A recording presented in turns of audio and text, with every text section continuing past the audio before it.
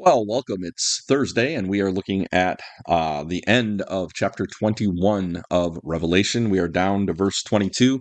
Yesterday, we talked about the new Jerusalem and how it came down from heaven, and it was just this beautiful bride of Christ. The people of God would be there. That's what we're told throughout history.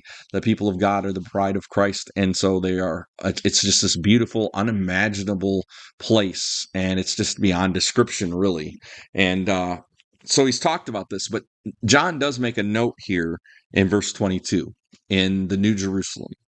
And it says in verse 22, I did not see a temple in the city, because the Lord God Almighty and the Lamb are its temple. The city does not need the sun or the moon or to shine, for the glory of God gives it light, and the Lamb is its lamp. The nations will walk by its light.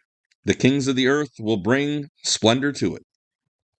On no day will the gates ever be shut, for there will be no night there.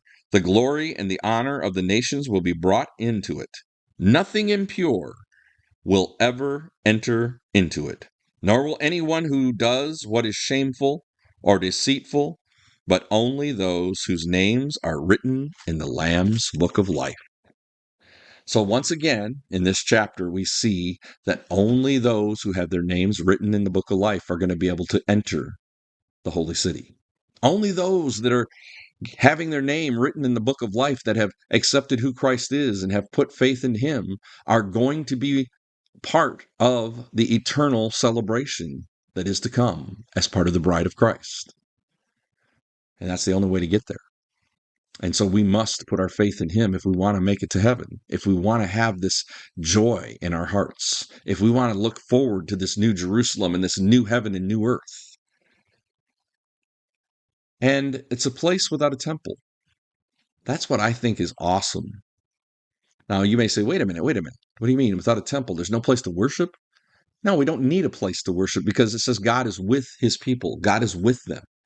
And so no longer do we need a place to worship because he's there. He's present.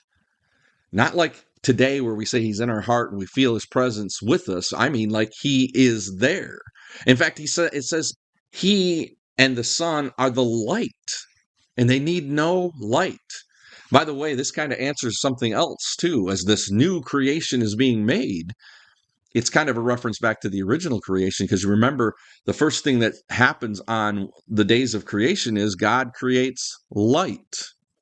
And a lot of people get in this like discussion and they say, but wait a minute. He didn't create the sun and the moon and the stars until after that. So where's this light? Well, the light is God.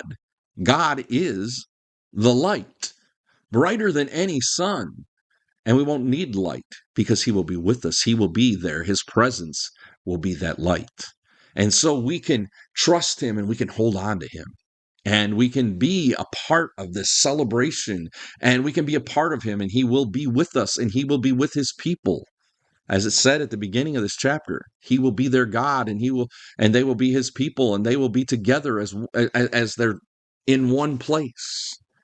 God's no longer separate from humanity, but he's there. And I note it here, there's still nations of the world. In other words, all the tribes of the world are now one, and they're all coming to honor God because there's no more evil.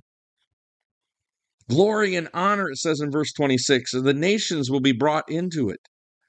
But it then again reminds us, nothing impure is there. The sin of the world has been taken away. The temptations have been taken away. This is the pure place of heaven. Sin cannot be there, and only those who have their name written in the book of life. So you have to accept it. You have to trust it. Jesus came to save our souls, and we have to put our faith in that. I hope you've done that today. And if not, you can just simply say, Jesus, forgive my sins. Come dwell within me, just as you promised. Because that's what he wants to do today. He wants to live with you and help you through this life so that you can have that celebration with him later. May God bless you today, and may you bless others as you journey this life. That's today's Devo on Deep Treks. No matter how deep the questions or dark the doubts, there's always a path forward. Reach out at deeptreks.com with prayer needs or topics you'd like us to